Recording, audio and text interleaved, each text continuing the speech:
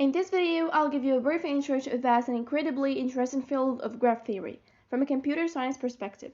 Here's an example of a type of graph that we're going to talk about extensively in this video. If you were to ask me what's the simplest definition of a graph for someone who knows nothing about the field, what I could tell you is that you can think of a graph as a network that helps define and visualize relationships between various components. In this example, the circles that you see represent the components, and the lines connecting them can be thought of as signifying the relationship between the components. These ideas, of course, have more formal names in graph theory. We refer to these circles as vertices or nodes, and the relationships signified by connecting lines represent what we call edges in a graph. Graph theory is all about the study of properties of these types of networks and how they can be used to model and solve a whole host of interesting problems. This video is all about introducing you to core concepts related to graph theory that we will then use to study fundamental graph algorithms. We'll first start with an important discussion on why we should even care about studying graphs, after which we'll formally define a graph and introduce important terminology used to communicate ideas about graphs. Then, we'll talk about how computers might represent graphs as a data structure, and then I'll finish the video off with some interesting problems and questions around graphs that you can think about going forward. Let's first start with the most important question. Why should we care about graph theory? And the short answer to this is graphs show up everywhere, sometimes in expected ways and also sometimes in surprising ways. One of the most direct applications are in mapping and navigation applications.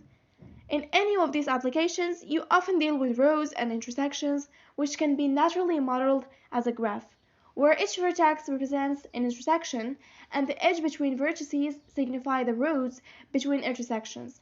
You can imagine navigation applications might be interested in the best route between a starting point and an ending point.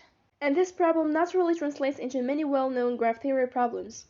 Another natural application of graphs is in social networks. In the context of this application, imagine that the edges of a graph now represents friendships between people in a network, where each node now represents an individual. Suppose you are interested in recommending your friends to a person A, who currently has 4 friends. A natural way to solve this problem is to look at all the person A's friends and find friends of these friends and recommend them. These types of problems are easily modeled and solved with graph theory. So these are examples of applications where it is honestly not too surprising that something like graph theory shows up.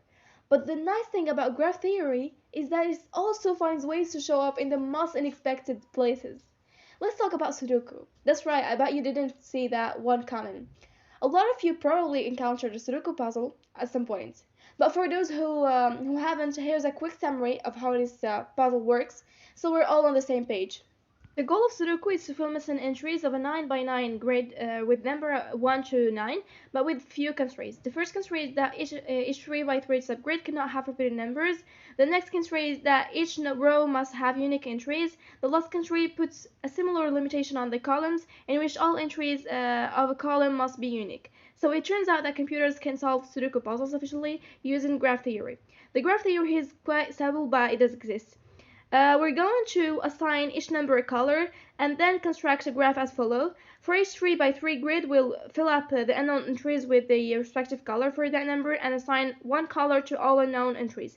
The constraint here is that all these 3 and 9 nodes in the group must have unique colors. We can then extend this mapping to all other 3 by 3 grids and create the following graph. Now, we still have to take care of the other constraints. We can connect the graph along each row to represent the idea that every row in the graph must have a unique color, and we can do the same connections along columns for that respective constraint. Now we have a graph theory problem where we attempt to find colors assigned to vertices that satisfy all the laid out constraints. And turns out that this is actually a well-known graph problem that graph theory provides an elegant algorithm for. And once we find a set of colors, we have a solution of the Sudoku puzzle. Let's now proceed to formally define a graph. A graph is a set of vertices and edges where each edge is a connection between vertices. The way we usually denote an edge in a graph is by referring to it as a pair of vertices. And as mentioned before, vertices and nodes are just different names for the same concepts that we will use interchangeably when discussing graphs. If you refer to mathematically write down a definition of a graph, we can use set notation. For this particular graph, the vertex set looks like this, and our set of edges would be denoted with this notation.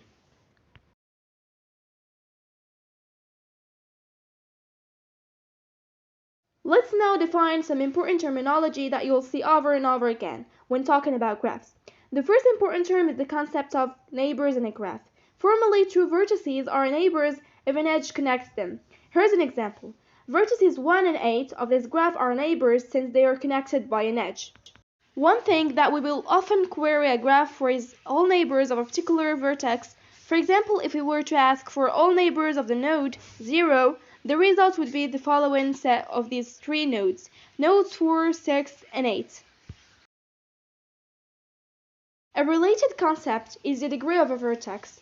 A degree of a specific vertex is equal to the number of edges connected to that vertex, or equivalently, the number of neighbors. As per this definition, the degree of vertex 0 would be 3, and the degree of the vertex 3 would be 2. Let's now talk about paths. Paths are simply defined as a sequence of vertices connected by edges. Most of the paths that we deal with will be paths with unique vertices. For example, one path from vertex 0 to vertex 2 is shown here, and all vertices in the path only show up once, which is what we will assume most of the time. One feature of paths is that they have respective lengths. A path length is simply defined as the number of edges in a path. In this example, the path length we have here would be 4. A related idea to a path is the concept of a cycle. A cycle is defined as a path that starts and ends at the same vertex. One key note about cycles is that all cycles are paths, but not all paths are necessarily cycles. There are several cycles in this graph. Here's an example of a cycle that begins at vertex 0 and ends at vertex 0. The last thing I want to talk about is the concept of connectivity, which can be used in several contexts. The first context is with respect to two specific vertices. Two vertices are connected if a path exists between them. The second context you may encounter connectivity is when it is applied to a general graph. A graph is connected when all vertices are pairwise connected. In other words, a path exists between all pairs of vertices. This graph is an example of a connected graph since if you pick any two vertices in the graph, we can identify a path between them. However, if we change up the graph a little bit, we now have an example of a graph that is not connected. Now it's easy to see that no path exists between several pairs of vertices. This naturally leads to a third context that connectivity can be applied, which is the idea of a connected component. A connected component is a subset of vertices of a graph that is connected. For example, in this graph we have two connected components, the first being the following set of vertices, and then the remaining vertices of the graph form the second connected component.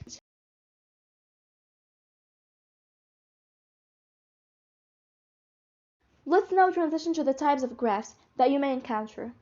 The main graph we've seen so far is specifically called an indirected graph, but for example, if I have an edge connecting vertex 0 to vertex 1, it's kind of implied that I also have an edge from vertex 1 to vertex 0. A graph where this would not be the case is called a directed graph, where now edges are unidirectional. Directed graphs also have their own classes.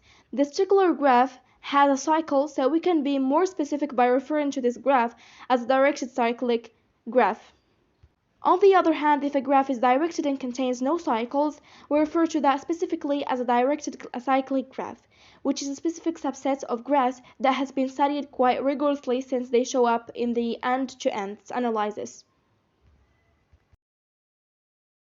Another important graph is a weighted graph. This graph is unique because each edge is not treated equally, and some edges may have a larger weight than others. This can naturally model interest in metrics like traffic, distances on maps, and many other ideas.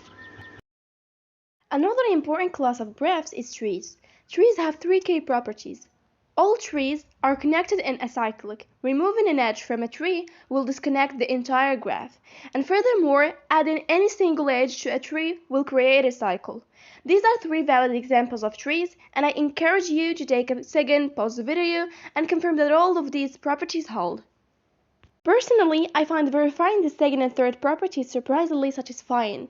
It really emphasizes how fragile a tree structure is, which I think is kind of cool. Let's now move on to some more hands-on ideas. How does a computer represent a graph as a data structure? Take for example the following graph. How would you go about organizing the information in this graph on a computer? It turns out that there are several accepted ways to do this, and some of them are better than the others depending on the context. The first idea that is quite natural is to map vertices to one another through a matrix, which we formally call an adjacency matrix. The rules for creating this matrix are fairly intuitive. If an edge between node I and G exists, we will indicate this with an entry of 1 in our matrix. Otherwise, the entry will be 0. Following these rules, this is what our adjacency matrix looks like for this graph. Notice that each edge creates 2 entries since this is an undirected graph. Please make sure you take a moment to understand the mapping we have here, okay? The second valid representation of a graph is actually fairly simple. We take all the edges and construct a set with each edge as follows. This representation is called a set, an edge set, and it also contains all the information about vertices and edges that you will need for a graph. However, this representation is not as common because it is a little hard to extract information about vertices of graphs using this particular representation. The third representation of a graph is called an adjacency list, and this is actually the most common representation used. The idea works as follows. We take each vertex and map the vertex to a list of its neighbors. For example, node 0 has 3 neighbors, specifically nodes 1, 2, and 3. So we map it to a list containing those values. The rest of the list is constructed in a similar manner. The nice thing about this representation is that it gives us easy access to neighbors of a particular node, which is a tool that will be immensely useful in graph algorithms. Furthermore, this representation explains the fact that most graphs in the real world are going to be sparse, meaning that we have a large number of vertices, with each vertex having relatively few edges. For example, in a social network, it would actually make the most sense to have this representation since there are going to be billions of nodes, but each node is unlikely to have more than a few thousand edges. An adjacency matrix for a graph like that would take way too much memory, but with an adjacency list, it's much more manageable. For this reason, in future videos, we will primarily use adjacency lists as a way to represent graphs. The final thing I want to do in this video is to discuss some of the interesting problems and questions you might find in graph theory. In future videos, we'll show you how you can apply graph algorithms to solve many of these problems. A fairly standard problem that you will likely encounter all the time revolves around connectivity between two vertices. For example, it's easy for us to see that vertices 0 and 3 have many paths between them, but what sort of algorithm can we use to allow a computer to officially solve this problem? We can actually extend this problem to ask if an entire graph is then connected. There are a variety of efficient algorithms to solve these problems that we will cover in the next few videos. Another interesting problem in graph theory is the shortest path problem. Specifically, what is the path of the least length between two vertices? So this particular graph shows the shortest path between vertices 0 and 3, which is something that we as a human can generally able for small enough graphs. But once again, what's the algorithm to solve this problem generally? Then there is the problem of cycle detection in a graph. Many of the algorithms that are used for connectivity problems can be naturally adapted to solve this problem as well. Another interesting problem in graph theory has to do with vertex coloring, which we actually saw in the Sudoku example. The problem formally stated is given as set of colors. Can we assign a color to each vertex such that no two neighbors are assigned the same color? In this graph, for the colors, no such solution exists, but if given 3 colors, this problem has a solution. Another very interesting problem to ask about graphs is whether a path exists that uses every edge exactly once. This might be hard to tell, but this graph does indeed have one of these paths. An efficient algorithm for this problem exists. These types of paths have tons of interesting applications in bioinformatics and circuit design. I hope this discussion gave you an appreciation for the massive field of graph theory. It's definitely one of my favorite topics in computer science, and I hope it becomes yours as well. As always, I'd appreciate it if you hit the like button if you enjoyed it. If you want to see more content like this, be sure to hit the subscribe button. And if you have any question or suggestion, don't hesitate to drop it in the comment section. See you in the next video.